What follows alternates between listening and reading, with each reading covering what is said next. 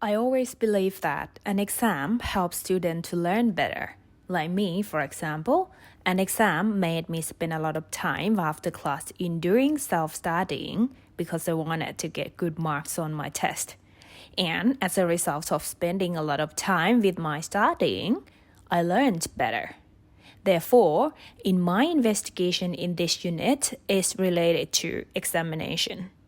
And what I found from the literature is that testing does not only promote learning as I understood, but testing is also considered as passive learning, especially when comparing with self-assessment. However, this finding did not really impact my belief that the test helps students to learn better. Therefore, test-enhanced learning was at the center of my visual map. But after further my investigation by using a real case example, which is in Lao educational context, my understanding about the test had changed. That is, from believing that tests help students to learn better, I now question the influence of the test, whether it really helps students to learn better or it is an obstacle of students' learning. Let's have a look at the standardized testing in Laos. Testing is compulsory for every student from grade 1 to 12. The test is held at the end of each month, semester, and year.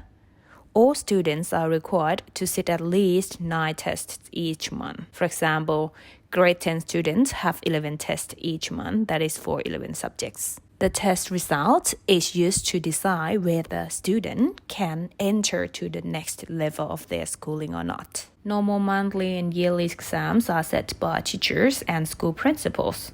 But at the end of year 5, 8, and 12, the exams are set by the district, province, and national level, respectively. For example, the final exam for year 5 is at the district level. So, all students within a district are to sit the same test at the same time. For year 8, the last year of lower secondary school, it is the same exam within the province, and for year 12, the exam is the same for all over the country.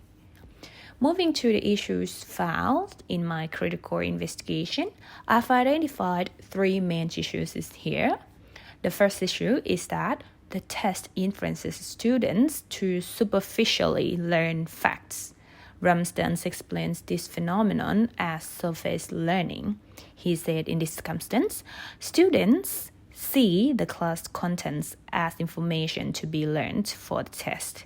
And the second issue is that the test influences teachers to change the class contents to the test contents. This phenomenon is known as teaching to the test. Penn explains that because teachers feel that their job performance is assessed by students' test scores, so they teach to the test. The last issue here is the stress caused by the test. The most surprising fact that they found is from Pong Chow finding. They point out that every year there is a report of student suicide coinciding with annual school examinations. Although they didn't come up with direct evidence to prove that exam pressure is the major cause of youth suicide, it alerts me that I should prioritize student well-being in my teaching career. Therefore, upon this reflection, I found a strategy to help reduce student stress and anxiety during the test days.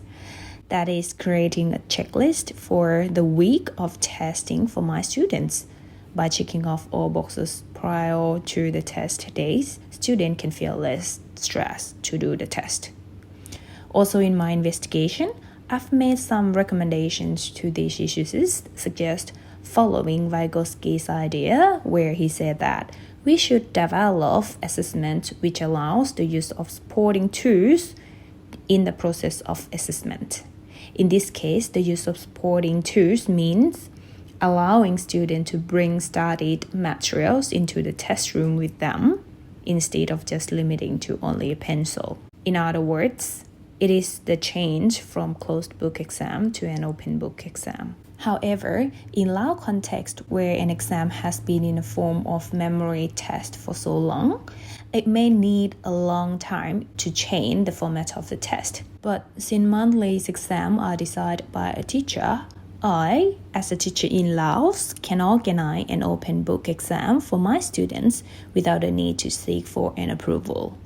However, in doing so, I need to make sure that the change is not sudden, so that my students can adapt well, also to ensure that the students can do well in the yearly exam, where the test format will still be closed book. By allowing students to use external tools in the test room, students can now improve their learning more than just memorizing facts for the test. Like it is stated that this change could reduce the emphasis on the ability to memorize and increase the emphasis on thinking and problem solving. And before I finish my presentation, I would like to ask you for your opinion for how will you plan your teaching if your student test result is used to measure your work.